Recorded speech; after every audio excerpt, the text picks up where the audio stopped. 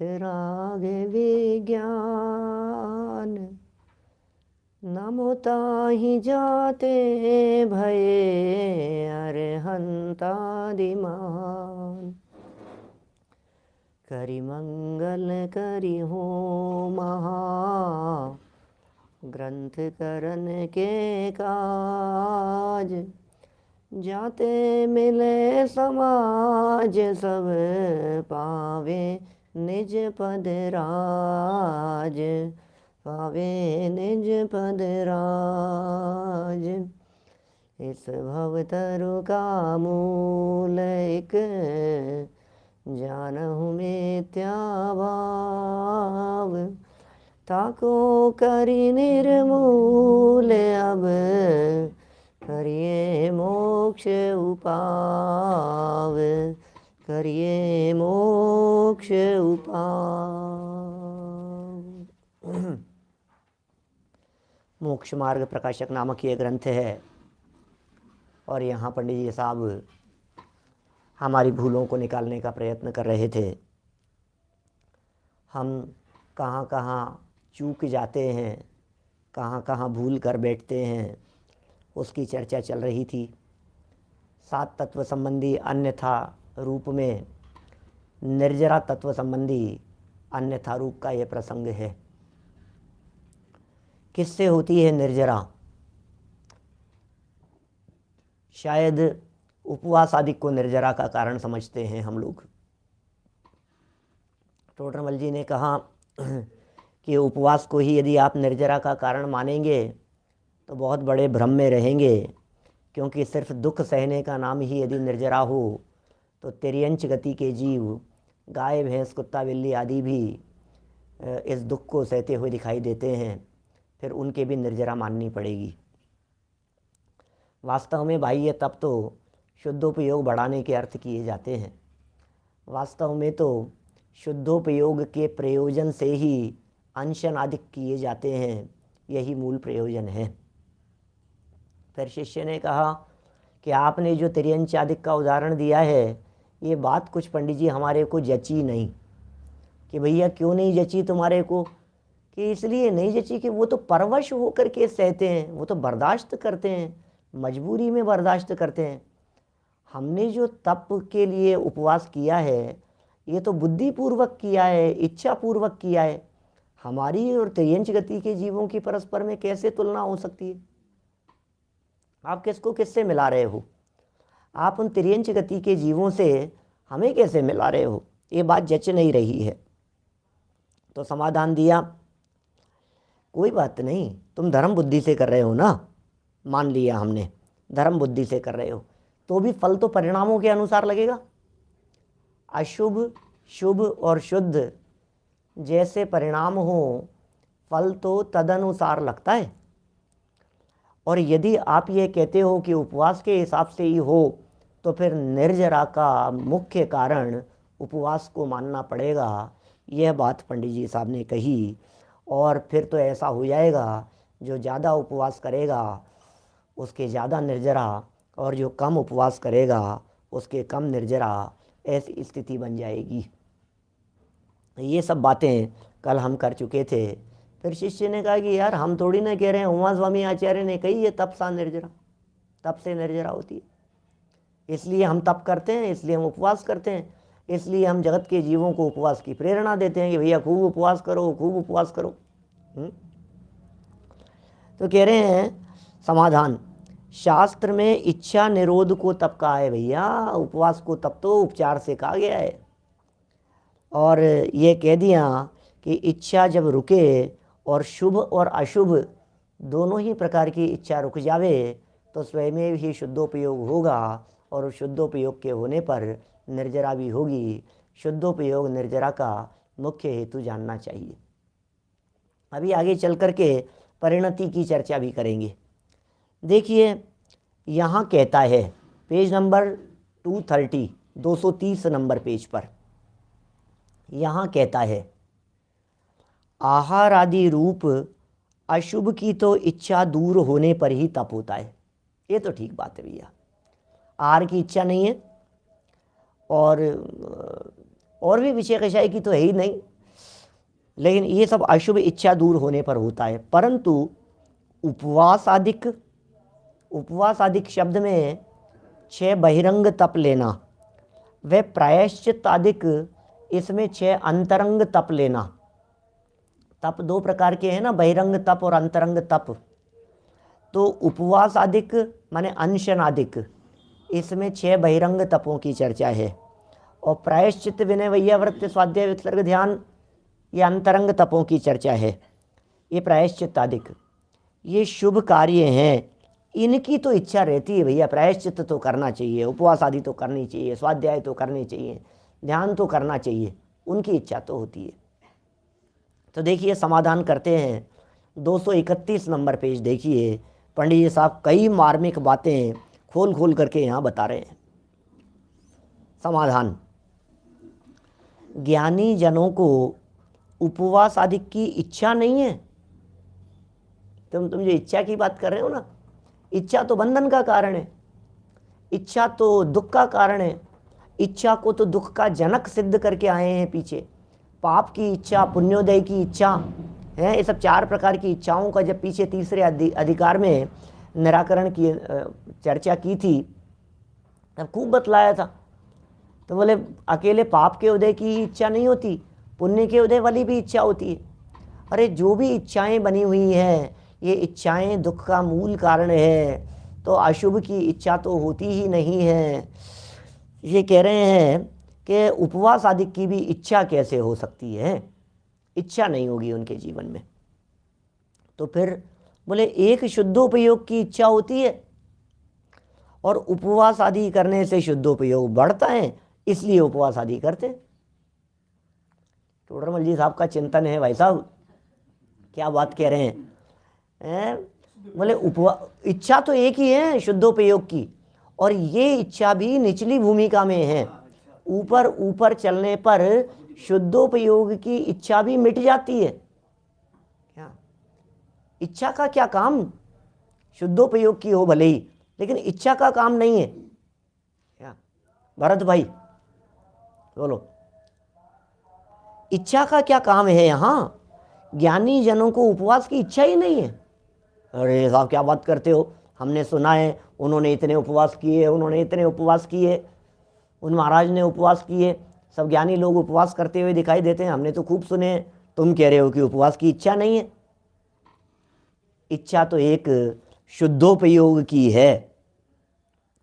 उपवास आदि करने से शुद्धोपयोग बढ़ता है, इसलिए उपवास करते हैं। तुम्हें उपवास करते हुए तो दिखाई दे गए, उपवास करते हुए व्यक्ति तो तुम्हें दिख रहे हैं, लेकिन उपवास के पीछे का क्या प्रयोजन है वो तुम्हें नहीं दिखाई दे रहा। टोडरमल जी साहब अभिप्राय को पकड़ रहे हैं, टोडरमल जी साहब मूल बात को पकड़ रहे हैं। उपवास क्रिया है, और उस क्रिया के पीछे छिपा हुआ उस उपवास का प्रयोजन वो मुख्य है। आपको खाना खिलाते हुए तो दिखाई दे रहे हैं, लेकिन उस खाने के पीछे प्रयोजन क्या है? मुनिराज उपवास करते हुए तो दिखाई दे रहे हैं, लेकिन उपवास के पीछे प्रयोजन क्या है? आहार के लिए भी गए हैं, तो आहार के पीछे का क्या प्रयोजन है? सुनो क्या गजब है भैया बातें, आगे पंक्तियां पढ़ो आप, आपका चित्त इतना प्रफुल्लित हो जाएगा। तथा यदि उपवास आदि से शरीर या परिणामों की शिथिलता के कारण शुद्धोपयोग को शिथिल होता जाने, तो वहाँ आहार आदि ग्रहण कर लेते हैं। लो, आहार ग्रहण क्यों किया? बोले शुद्धोपयोग के लिए। आहार का त्याग क्यों किया? बोले शुद्धोपयोग के लिए। मुनिराजों का और ज्ञानियों के जीवन में तो एक ही प्रयोजन रहता है, शुद्धोपयोग, शुद्धोपयोग और शुद्धोपयोग, और कुछ नहीं। अरे भैया, जिसने अंदर का आनंद चख लिया, जिसने एक बार उपयोग की शुद्धता पूर्वक अतीन्द्रिय आनंद का रसास्वादन कर लिया, अब उसे जगत में कुछ रुचता नहीं है। अब उसे तो बार बार में वही वही वही दिखता है। एक प्रयोजन है। देखो आप छोटे से बालक को, 2 साल के बालक को, जिसको आपने कुल्फी एक बार चटा दी है, पहले तो मुंह टेढ़ा कर रहा था, नहीं, एक बार उस कुल्फी का रस चख लिया, अब क्या होगा? बोलो, उस कुल्फी का रस एक बार चख लिया, अब क्या होगा, रोड पर से टन टन टन कुल्फी वाले की आवाज आती है और दौड़ता है उधर, रोता है, मुझे खाना है, मुझे खाना है। अब क्या बात हो गई, ये इतना परिवर्तन कैसे हो गया? अभी तो नहीं चाहता था, अरे एक बार चख लिया, जिसने एक बार शुद्धोपयोग हो गया, जैसे वो आनंद रस जो अंदर से झरता है वो प्राप्त हो गया। तो बोले भोजन करने के लिए क्यों नहीं उठे? अरे क्या भोजन करने के लिए उठे, इस आनंद को छोड़ करके भोजन के लिए उठेंगे क्या? अच्छा, तो उपवास कर लिया आपने क्योंकि अंदर में आनंद मिल रहा था। तो फिर आज आहार के लिए क्यों उठ गए? कि इसलिए उठ गए कि ये शरीर है ना, ये शरीर शिथिल हो रहा है। इस शरीर की शिथिलता के कारण उपयोग अंदर आत्मा में जम नहीं पा रहा है। तो क्या गजब है, भोजन करने के लिए जाएं तो भी शुद्धोपयोग के लिए जाएं, भोजन ना करें, उपवास करें तो भी शुद्धोपयोग के लिए करें। भैया शुद्धोपयोग एक प्रयोजन है, ये कह रहे हैं टोडरमल जी। यहाँ क्या गजब वाक्य दिए हैं। शरीर को शिथिल होता जाने, शुद्धोपयोग को शिथिल होता जाने तो आहार आदि ग्रहण कर लेते हैं। यदि उपवास आदि की ही से सिद्धि हो, उपवास से ही सिद्धि हो, तो अजितनाथ आदि 23 तीर्थंकर दीक्षा लेकर 2 उपवास ही क्यों धारण करते? आपको मालूम है 24 तीर्थंकरों में से 23 तीर्थंकर ऐसे हैं जिनका दीक्षा के तीसरे दिन पारणा हुआ है। बोलो, 2 उपवास के बाद, बेला के बाद, ऋषभ देव को छोड़ करके, क्या ऋषभ देव को छोड़कर, ऋषभ देव स्वामी के तो 12 महीने के 13 महीने के उपवास हुए, 13 महीने 9 दिन के 7 दिन के उपवास हुए। अब जो अजितनाथ स्वामी हैं उन्होंने, ये कह रहे हैं उनकी तो शक्ति बहुत थी, अजितनाथ स्वामी की चौथे काल में हुए थे, वज्र वृषभ नाराज सेनन वाले थे, भूख प्यास आदि को जीतने की उनमें बहुत सामर्थ्य थी। 2 ही दिन के उपवास किए, ज़्यादा कर लेते ज़्यादा निर्जरा हो जाती उनकी। संभवनाथ भगवान, अभिनंदननाथ भगवान, सुमतिनाथ भगवान, पद्म प्रभु, सुपार्श्वनाथ, चंद्र प्रभु, बोलो आप कैसे कैसे, सुविधिनाथ, पुष्पदंत जिनका दूसरा नाम है, सुविधिनाथ भगवान, शीतलनाथ भगवान, श्रेयांसनाथ, वासुपूज्य भगवान, विमलनाथ भगवान, अनंतनाथ, धर्मनाथ, शांतिनाथ भगवान। सोचो तो सही जरा, सिर्फ 2 ही उपवास उन्होंने हैं। चरम शरीरी, उसी भव से मोक्ष जाने वाले, तद्भव मोक्षगामी, वज्र वृषभ नाराज सेनन के धनी, उत्कृष्ट सेनन हैं जिनके जीवन में, फिर भी 2 उपवास के बाद में तीसरे दिन निकल पड़े आहारचर्या के लिए। ये बात कुछ गले नहीं उतर रही है। ये कह रहे हैं यदि उपवास आदि से ही सिद्धि होती हो, आप बताओ, तर्क है टोडरमल जी साहब का।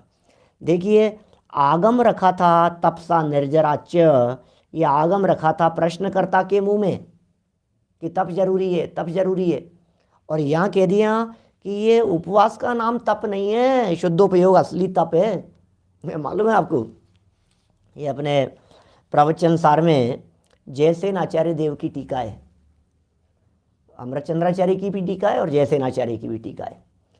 वहाँ जयसेन आचार्य तप की व्याख्या करते हुए कहते हैं, स्वरूप विश्रांते निस्तरंग चैतन्य प्रतिपनात तप है। क्या? स्वरूप विश्रांति, स्वरूप में विश्रांति कैसे? निस्तरंग, निस्तरंग निर्विकल्प होकर स्वरूप में विश्रांति, और उससे होने वाला चैतन्य का प्रतिपन्न, उसका नाम तप है। चैतन्य को तपाया जाता है, वो है तप, उससे होती है निर्जरा। आप भूखे हैं, खड़े हैं, ये हैं, सहन का काम है, तो इसमें क्या दम है? जब चैतन्य स्वरूप का अवलंबन होता है, जब चैतन्य स्वरूप की लीनता होती है, जब स्वरूप में एकाग्रता होती है, जब शुद्धोपयोग होता है, उसे तप कह करके पुकारा गया है। ये जयसेन आचार्य देव कह रहे हैं मूल टीका में, मूल संस्कृत की पंक्ति बतलाई मैंने आपको। सारा जगत किसे तप मान करके बैठा है, तप करो भैया, तपस्या तो भाई साहब ये कोई कम तपस्या है क्या इन लोगों की? नंगे पांव चलना, ये करना, केश नोच करना, भाई साहब तपस्या तो है ही भाई साहब। भाई साहब इस सर्दी के अंदर बिल्कुल ऐसे नग्न दिगंबर ऐसे रहना, ये कोई कठिन सरल काम है क्या? आसान है क्या? कठिन तो है भाई साहब। तपने का नाम तप है। क्या तप रहा है? और उस तपने में जैसे सोने को तपाया जाता है ना अग्नि में, स्वर्ण को जब अग्नि में तपाया जाता है तो स्वर्ण अग्नि में तपने पर वो पिघलता है, डाइल्यूट होता है, और उसकी जो कालीमा है वो कालीमा निकल करके चले जाती है। ऐसा होता है किट्टी कालीमा, खान से निकला हुआ 16 ताव का। तो ये जो ताव है ये शुद्धोपयोग के माध्यम से ध्यान रूपी अग्नि में जब ये चैतन्य तत्व तपता है तो कर्म की निर्जरा होती है, कालीमा निकल करके भाग जाती है। बोलो, ये देखिए, यदि उपवास आदि से सिद्धि होती हो तो अजितनाथ आदि 23 तीर्थंकर दीक्षा लेकर 2 उपवासी क्यों करते? प्रश्न है हमारा आपसे। बोलो, उनकी तो शक्ति भी बहुत थी, परंतु जैसे परिणाम हुए वैसे बाह्य साधन द्वारा एक वीतराग शुद्धोपयोग का अभ्यास किया, बस परिणाम हो गए। अरे भैया, ये जीव पर को तो खाता भी नहीं है, भोजन करता कहाँ है ये जीव? आज तक अनादिकाल से भोजन किया है, ये तो उपचार का कथन है। सच्चाई तो यह है कि पर पुद्गल का भक्षण ये चेतन आज तक अनादिकाल से कभी कर नहीं पाया। इच्छा तो बहुत की, पर का भक्षण कर लेवें, पुद्गल का भक्षण कर लेवें, पर पुद्गल का भक्षण करके ये भूख मिटाना चाहिए थी। आत्मा अमूर्तिक और भोजन मूर्तिक, ये भोजन कैसे ग्रहण करे? आत्मा भोजन को ग्रहण करना तो बहुत दूर की बात है, भोजन को स्पर्श मात्र नहीं कर सकता है, भोजन का स्पर्श मात्र भी नहीं होता है। अब बताओ फिर क्या करें? कि नहीं, भोजन करने का विकल्प तो आता है। बोले विकल्प आया और भोजन तो हो गया, अब उपवास कहाँ रहा? चित्त में भोजन का विकल्प मात्र आ गया, उसे तो भोजन करना कहते हैं। फल तो जैसे परिणाम होंगे वैसा लगेगा। इसलिए भैया बाह्य साधन के द्वारा, बाह्य उपवास हो रहा हो, चाहे उनोदर आदि हो रहे हों, चाहे अन्य तपश्चरण आदि हो रहे हों, उनके द्वारा एक वीतराग शुद्धोपयोग का अभ्यास हमारे तीर्थंकर आदि ने किया, महापुरुषों ने किया, शलाका पुरुषों ने किया। देखो, यदि ऐसा है तो फिर अनशनादिक को तप संज्ञा कैसे हुई? इनको तप क्यों कह रहे हो? उमा स्वामी आचार्य तत्वार सूत्र वही, उसके आगे वाले सूत्रों में तप की चर्चाएं किए। अनशन अनोदर वृत्ति परिसंख्यान रस परित्याग विविक्त शय्यासन काय क्लेशा बाह्यम तप है। बोलो, फिर दोबारा प्रश्न ऐसा लग रहा है, अंशनादि को तप क्यों कह दिया इसे? सिर्फ एक वीतराग भाव कोई तप कहना था, एक शुद्धोपयोग कोई तप कहना था। बोलो, जवाब दे रहे हैं, उन्हें बाह्य तप कहा है भैया। अनशन उनोदर आदि को बाह्य तप कहा है, तप नहीं कहा है। अनशन को, भूखे रहने को तप नहीं कहा है। आप क्यों भूल जाते हैं? बाह्य कहा है, बाह्य कहा है उसे। सो बाह्य का अर्थ क्या है बतलाओ? बाह्य और अंतरंग का बड़ा अच्छा अर्थ यहाँ पंडित जी साहब ने इस प्रकरण के अंदर कहा है। आगे चल करके अंतरंग की चर्चा भी करेंगे। बाह्य का मतलब क्या है?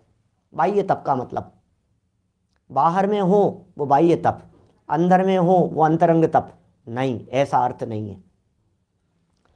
बाह्य का अर्थ यह है कि बाहर से औरों को दिखाई दे कि ये तपस्वी है,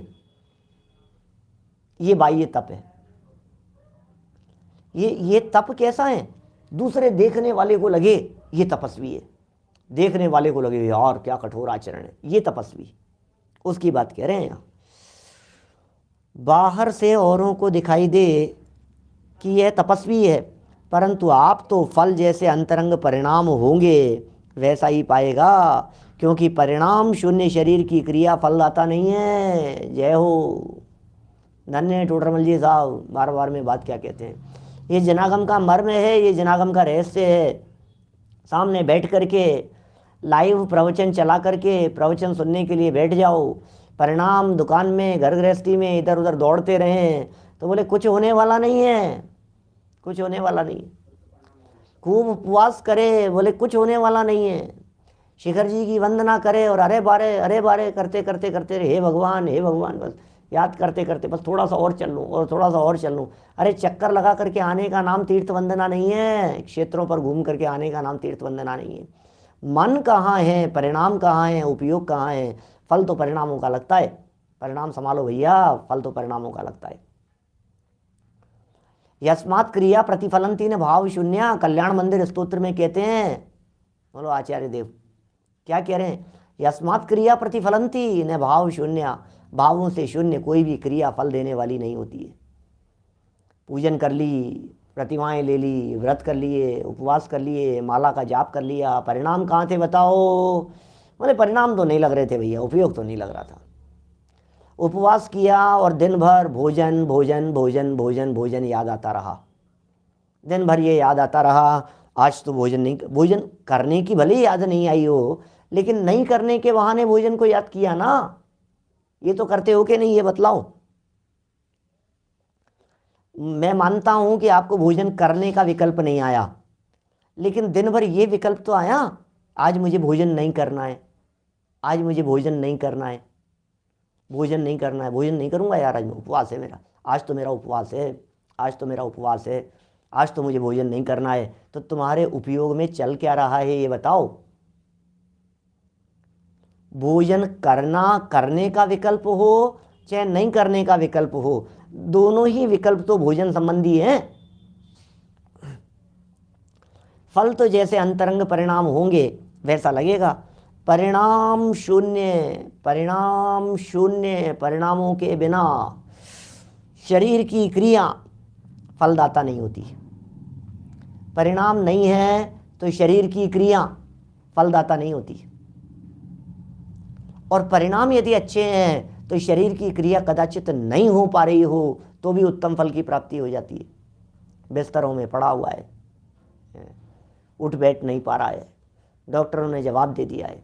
अभी तो कितने लोग ऐसे थे बीच में, कोरोना के टाइम पीरियड में, लॉकडाउन में क्वारंटाइन हो रहे थे, हॉस्पिटल में एडमिट थे, उसके बावजूद भी मुंह पर मास्क लगा हुआ है, मशीन लगी हुई है, और उसके बावजूद भी वो प्रवचन सुन रहे हैं। लो आप सोचो जरा, कितने हमारे साधर्मी ऐसे थे जो हॉस्पिटलाइज होते हुए भी उन्होंने अपने तीनों चारों टाइम के प्रवचनों में से एक भी प्रवचन नहीं छोड़ा, बराबर प्रवचन का लाभ लेते रहे।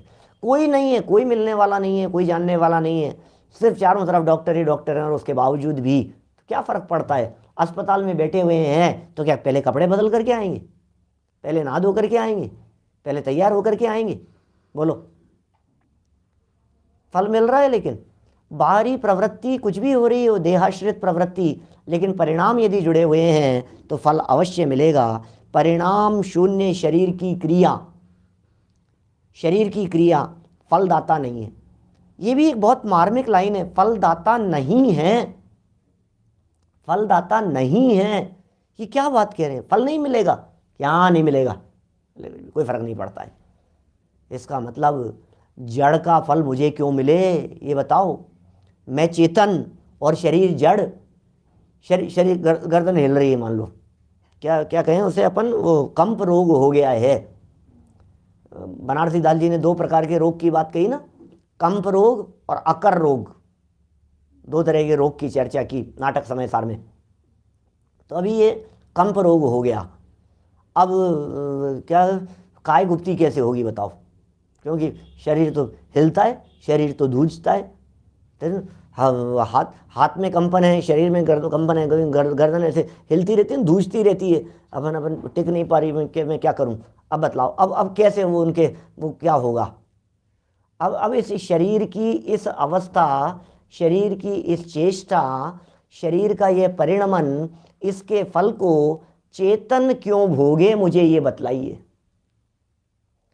जड़ की सजा चेतन को क्यों मिले?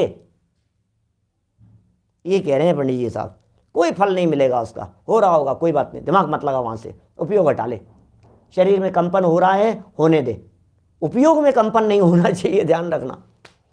शरीर का कंपन बर्दाश्त करने योग्य है, उपयोग का कंपन बर्दाश्त योग्य नहीं है। शुद्धोपयोग के लिए शरीर कंपित होता रहे तो चलेगा क्या?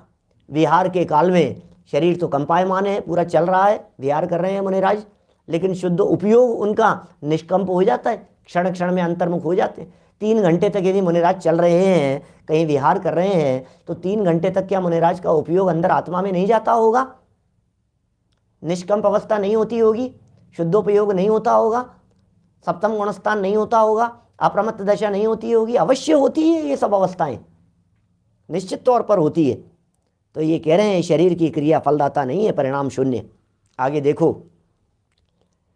यहां फिर प्रश्न है, शिष्य तो क्या बात कहता है? प्रश्न सुनो अवनीश भाई, देखो क्या कह रहे हैं। फिर प्रश्न है कि शास्त्र में तो अकाम निर्जरा कही है, वहां बिना इच्छा के भूख प्यास आदि सहन से निर्जरा होती है, बिना इच्छा के, तो फिर उपवास आदि द्वारा कष्ट सहने से कैसे निर्जरा नहीं होगी? बिना इच्छा की होगी, अकाम निर्जरा। काम शब्द का अर्थ होता है इच्छा, मैंने बात की थी ना एक दिन आपसे। काम माने है इच्छा, और अकाम माने है इच्छा नहीं होना, उसका नाम है अकाम निर्जरा। शास्त्रों में अकाम निर्जरा तो शब्द मिलता है, दौलत राम जी द्वारा छेड़ाला में कभी अकाम निर्जरा करे भवनत्रिक में सुरतन धरे, अन्य भी मिल जाएगा कहीं, लेकिन सकाम निर्जरा शब्द नहीं मिलता। क्या बोलो? सकाम नहीं मिलता है। तो अकाम क्या चीज है? कि उपवास करना नहीं चाहता था, उपवास हो गया। क्या बोलो, समझ में आ रही है बात? उपवास हो गया, हो गया क्या चीज है? इच्छा नहीं थी, मन नहीं था, धारणा तो किया नहीं था, और पारणा जरूर कर लेता है। अब वो पारणा भी नहीं होता है वास्तव में। तो जब धारणा ही नहीं हुआ, जब आपने उपवास का संकल्प ही नहीं लिया, दिन भर तो आपके दिलो दिमाग में ये बात बनी रही कि अब दोपहर में कर लेंगे, अब शाम को कर लेंगे भोजन, और फिर शाम को भी नहीं मिल पाया, लेट हो गए, अब उपवास हो गया, तो क्या होगा? अकाम निर्जरा है। तिर्यंच गति के जीवों को भी, लेकिन इस अकाम निर्जरा में परिणामों की शांति चाहिए। ये सब पंडित जी साहब यहाँ बतलाने वाले हैं आगे। तुम ये कह रहे हो कि जब अकाम निर्जरा के अंदर ही उसे शास्त्रों में निर्जरा कह करके पुकारा है भूख प्यास सहने को, तो फिर जिसने कष्ट भी सहा है बेचारे ने, परिणाम पूर्वक बुद्धिपूर्वक किया है, उसके निर्जरा क्यों नहीं होगी? अब कर रहे हैं ना यार हम भाई, एक व्यक्ति ने तो संकल्प ही नहीं लिया था उपवास का, उसके भी आपने अकाम निर्जरा कह दी शास्त्रों में, भवनत्रिक में जन्म लेने की बात कह दी, और हम तो 3 दिन के उपवास का संकल्प लेकर के बैठे, पहले से ही सोच लिया था हमने कि हम 3 दिन के उपवास करेंगे, हमारे क्यों नहीं निर्जरा होगी? ये प्रश्न है भैया जो चित्त में उठता है, उठना भी चाहिए इस प्रकार का प्रश्न। पंडित जी साहब क्या कह रहे हैं? अकाम निर्जरा में भी बाह्य निमित्त तो बिना इच्छा के भूख प्यास का सहन करना हुआ है, और वहां मंद कषाय रूप भाव हो तो पाप की निर्जरा होती है। लो, अकाम निर्जरा से अकाम निर्जरा में भी निर्जरा होती है, बिना शुद्धोपयोगी जीवों की भी निर्जरा होती है, मनुष्य तिर्यंच गति के जीवों की भी निर्जरा होती है, जो जीव शुद्धोपयोगी नहीं है उनके भी होती है कि हाँ पाप की निर्जरा होती है। लेकिन कब होती है? मंद कषाय रूप भाव होने चाहिए, शांत परिणाम होने चाहिए, तब जाकर के निर्जरा होती है। भोजन न मिले कोई बात नहीं, परिणामों में तो शांति है, अब नहीं मिला तो नहीं मिला। देखो अकेले जैनियों की बपोती नहीं है ये अकाम निर्जरा, अजैनों के भी हो जाती है। आप जैन अजैन की बात कर रहे हैं, यहाँ तो कहा तिर्यंचों के भी हो जाती है। जब तिर्यंच गति के जीवों के अकाम निर्जरा हो जाती है, जब अजैन लोगों के, आप सोचिए वो ऐसे लोग में प्रसंग इतिहास का प्रसिद्ध है राणा प्रताप का, महाराणा प्रताप, बोलो वो कर रहे हैं कौन? महाराणा प्रताप क्या कर रहे हैं? घर छोड़ करके बरसों तक जंगल में घूम रहे हैं, भटक रहे हैं, बेटा है वहाँ साथ में, खाने को रोटियों की व्यवस्था नहीं है, घास की रोटी बनाई, अरे घास की रोटी ने बिलावड़ो ले भाग्यो, बचपन में पढ़ी हुई है पंक्तियां। घास की रोटी बनाई, बच्चे को खिला रहे हैं, और वो भी एक बिलाव छीन करके झपट्टा मार करके भाग गया।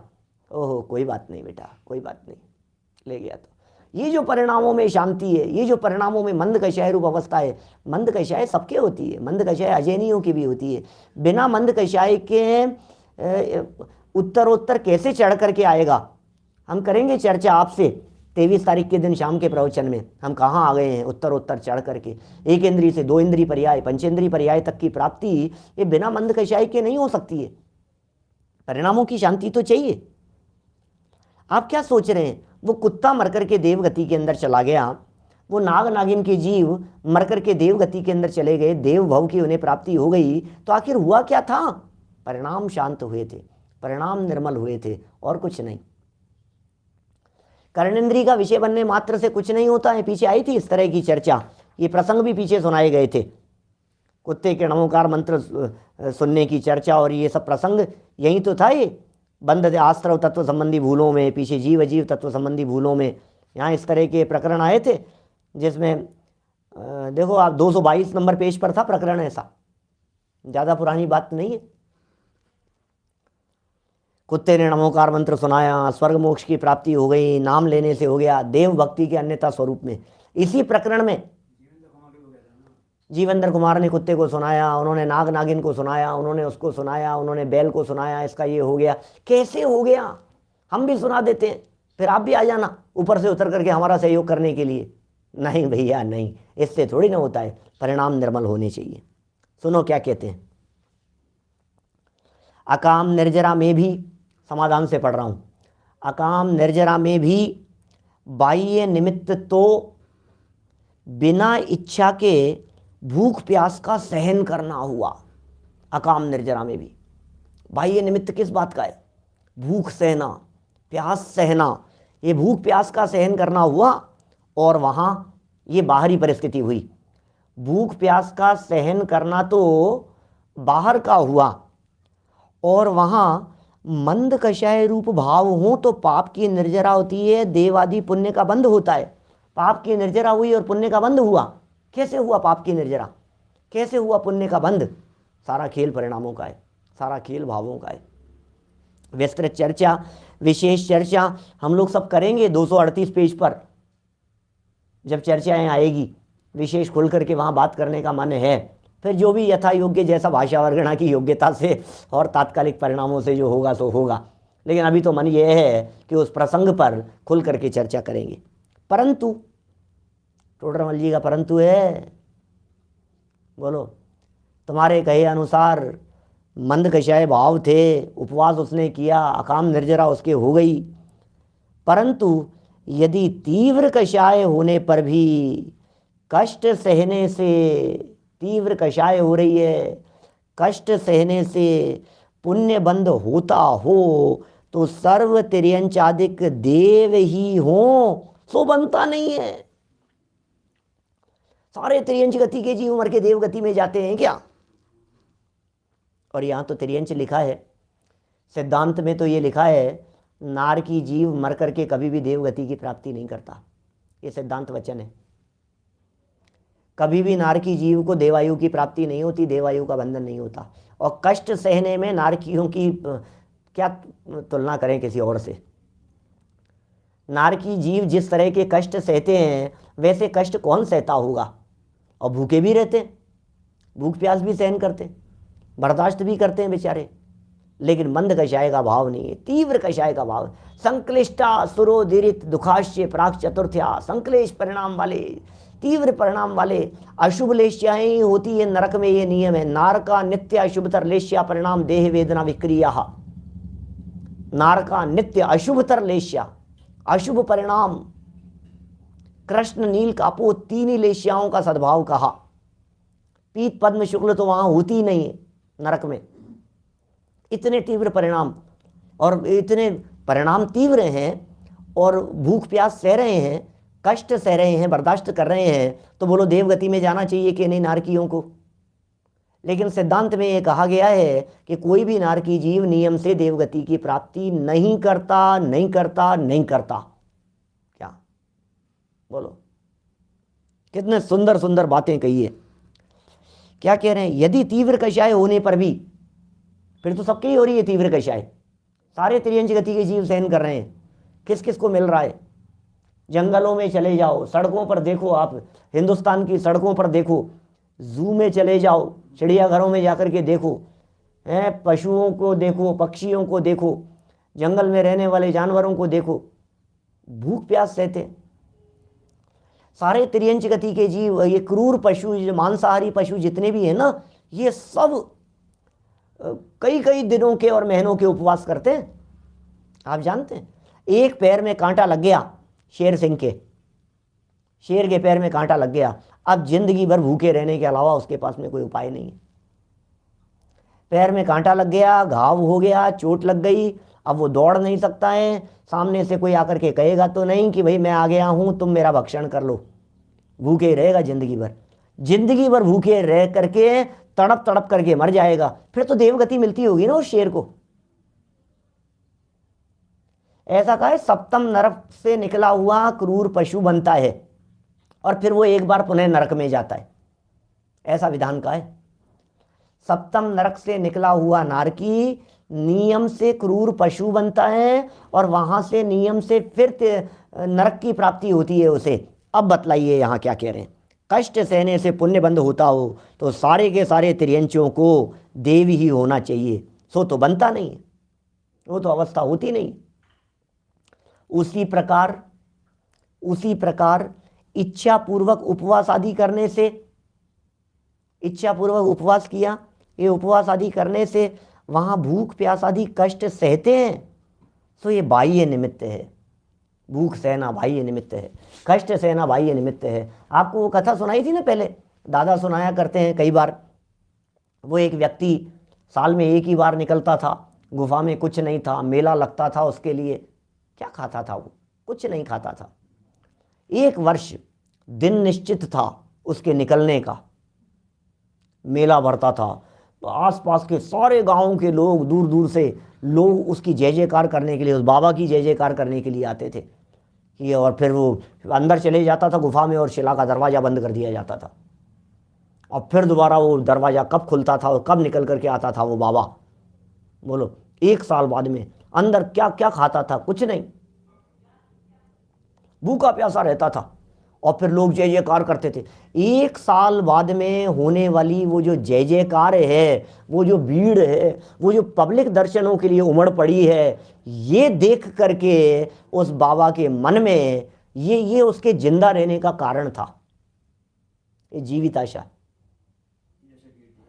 बोलो, इससे जिंदा रहता है वो व्यक्ति। खा कुछ नहीं रहा है, भूख प्यास सह रहा है, कष्ट सह रहा है, अंदर में भूखा रह रहा है। एक एक साल बाद में पता है कैसे मरण की बात बतलाते हैं, वो जो यश मान सम्मान प्रतिष्ठा उसके दम पर वो जिंदा है।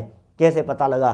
कुछ लोगों ने काफ़ी रिसर्च की उसके बारे में, शोध खोज की कि आखिर ये बाबा जिंदा कैसे रहता है, आखिर ये क्या खाता है, आखिर होता क्या है, आखिर चक्कर क्या है।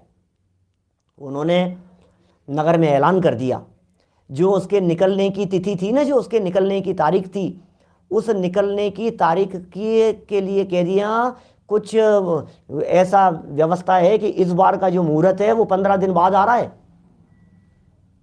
क्या 10 दिन बाद आ रहा है, तो इस बार वो बाबा नहीं निकलेंगे इस निश्चित तिथि को, तो 15 दिन बाद में आइएगा सब लोग। ऐसी घोषणा कर दी आसपास के सारे नगर में, गांव में। अब वो निश्चित तिथि को जब बाबा निकले तो बाहर कोई नहीं था, धड़ाम से चक्कर खा करके गिर गए, मौत हो गई, मर गए, तुरंत मर गए। क्योंकि बाबा को तो पता नहीं थी ना ये बात। बाबा तो उस यथार्थ तिथि को, जो उनकी तिथि थी, दिन गिन रहे थे, वो तो दिन पूरे हो गए, आज निकल गए, फिर क्या हुआ? मरण हो गए। मान खा रहे थे, अभिमान खा रहे थे, यश प्रतिष्ठा को खा रहे थे, उससे जिंदा थे। इससे भी जिंदा रहता है व्यक्ति। कोई ना कोई चीज ऐसी होती है जो उसे जिंदा रखती है अंदर में। तो ये कह रहे हैं मर करके देवगति में गए होंगे ना वो बाबा। नहीं भैया, उसी प्रकार सुनो, यहाँ तो तिर्यंच आदि का उदाहरण दिया है। उसी प्रकार इच्छा पूर्वक उपवास आदि करने से वहाँ भूख प्यास आदि कष्ट सहते हैं, तो ये बाह्य निमित्त है, परंतु वहाँ जैसा परिणाम हो वैसा फल पाता है। फल तो परिणामों के अनुसार मिलेगा। जैसे अन्न को प्राण कहा उसी प्रकार अन्नम वही प्राणम, पैसे को भी प्राण कहा है, अन्न को भी प्राण कहा गया है। आयु कर्म के सहयोगी निमित्तों की चर्चा करते हुए ये कहा है कि अन्न भी प्राण है। गोमटसार कर्मकांड में ये बिल्कुल स्पष्ट उल्लेख है कि ये भी प्राण है, अन्न भी प्राण है। योग्य आहार नहीं मिले, योग्य भोजन आदि नहीं मिले तो ये व्यक्ति का प्राण निकल जाते हैं, प्राणांत हो जाते हैं इस व्यक्ति के। तथा इस प्रकार बाह्य साधन होने से अंतरंग तप की वृद्धि होती है। असली वो बात नहीं थी, वो होने से तप की वृद्धि होती है, इसलिए उपचार से इनको तप कहा है। बोलो, परीक्षा की तैयारी के संदर्भ में मैंने उदाहरण दिए हैं ना पहले आपको। परीक्षा की तैयारी कर रहे हैं, परीक्षा की तैयारी कर रहे हैं, क्या है असली तैयारी? असली तैयारी ये शिक्षा, असली तैयारी ये ज्ञान, असली तैयारी ये सब्जेक्ट क्लियर होना, असली तैयारी है उसका अभ्यास करना, ये असली तैयारी है। तो फिर साहब ये सब बाहरी चीज़ें यूनिफॉर्म नहीं होगी, पेन पेंसिल कॉपी ये सब तैयार नहीं होंगे, ड्राइंग बॉक्स वगैरह तैयार नहीं होंगे, सब होगा, लेकिन ये सब बाह्य साधन है। ये बाह्य साधन उस अंतरंग के लिए है, उस ज्ञान के लिए है, कक्षा चढ़ने के लिए है। ये सब बाह्य साधन अंतरंग के लिए है, और अंतरंग का लक्ष्य नहीं हो, अंतरंग का प्रयोजन नहीं हो तो ये बाह्य साधन कार्यकारी नहीं होते। इन बाह्य साधनों से किसी भी प्रकार का हित नहीं होता, भला नहीं होता, प्रयोजन की सिद्धि नहीं होती। बोलो, ये कह रहे हैं इस प्रकार बाह्य साधन होने से अंतरंग तप की वृद्धि होती है। साधन बाह्य है, वृद्धि अंतरंग तप की हो रही है, इसलिए उपचार से इनको तप कहा है। कह दिया, इनको भी तप कह दिया, इसे भी तैयारी कह दी। जूतों के पॉलिश करके बैठा है, इसे भी तैयारी कह दी गई है। कपड़े धुल करके प्रेस होकर के तैयार हो रहे हैं, इसे भी तैयारी कह दिया जाता है, ये भी तैयारी है। पेंसिल छील करके तैयार है, इसे भी तैयारी कहा जाता है, लेकिन ये सारी तैयारी किसके लिए है? उसके लिए है। बोलो, परंतु यदि बाह्य तप तो करे, अब यहाँ लगाओ वही चीज़ें, बाहरी तैयारी तो करे हैं, कॉपी पेन तो तैयार हो, जूतों के पॉलिश करके तैयार तो करे, और असली चीज़ न हो, अंतरंग तप न हो, तो उपचार से भी उसे तप संज्ञा नहीं है। बोलो, उपचार से भी तप संज्ञा नहीं है। कहा भी है, पढ़ता हूँ 2 लाइनें, पंडित जी साहब कहाँ से लेकर के आते हैं पंडित जी साहब, बड़ी गजब गजब की पंक्तियाँ।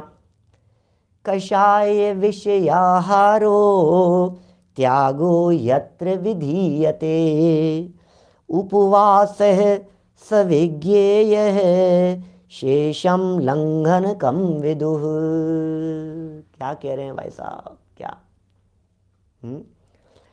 जहाँ कषाय विषय और आहार का त्याग किया जाता है उसे उपवास जानना, शेष को श्री गुरु लंघन कहते हैं। क्या भैया, क्या कहा? अकेले आहार का त्याग नहीं, विषय का भी त्याग हो और कषाय का भी त्याग हो। क्रोध मानादिक, मान का त्याग, घमंड का त्याग, लोभ लालच का त्याग, यश प्रतिष्ठा आदि का त्याग, भावना नहीं है, ये तो कषाय का त्याग हुआ। और विषय का भी त्याग हो। विषय का त्याग क्या चीज़ है कि अभी उपवास कर ले, तूने यदि उपवास कर लिया तो इन्होंने कहा है ये चीज़ दिलाएंगे, तो फिर उसे विषय दिखाई देने लगते हैं। तेरे को एक मोबाइल दिलाऊंगा, इस बार तू 10 लक्षण जी के उपवास कर ले, तुझे मोबाइल दिलाऊंगा, तो उसके अंदर में कषाय भी दिखाई दे रही है और विषय भी दिखाई दे रहे हैं। तो विषय और कषाय का त्याग, तो फिर साहब हम विषय कषाय का त्याग कर लेंगे? बोले नहीं नहीं नहीं, ऐसा नहीं चलेगा। विषय कषाय के साथ साथ में आपको आहार का भी त्याग करना पड़ेगा। अकेले आहार का त्याग नहीं और अकेले विषय कषाय का त्याग नहीं, आहार के त्याग के साथ साथ जब विषय कषाय का त्याग भी होता है और विषय कषायों के त्याग के साथ साथ जब आहार का भी त्याग होता है, तो उसे श्री गुरु उपवास कह करके पुकारते हैं, तब जा कर के उपवास कहलाता है, उसका नाम उपवास है।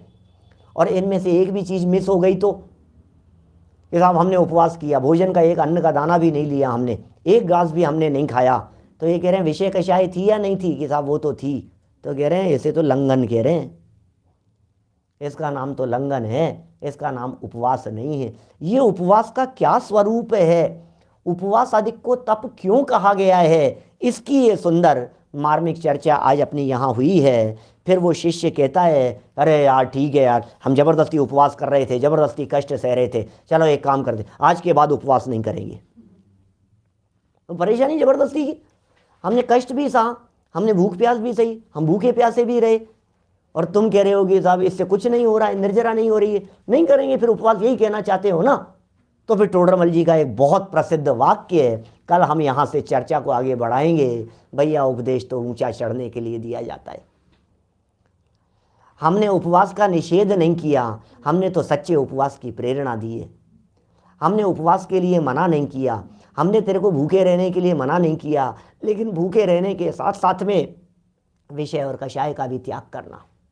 विषय कषाय के त्याग के साथ में यदि तेरा ये भूखे रहना होगा, उपवास होगा, तो ये सच्चा उपवास कहलाएगा, ये सार्थक उपवास कहलाएगा। हम सभी इन सब बातों को जानें और यथार्थ रीति से समझकर अपने जीवन में अपनाएं।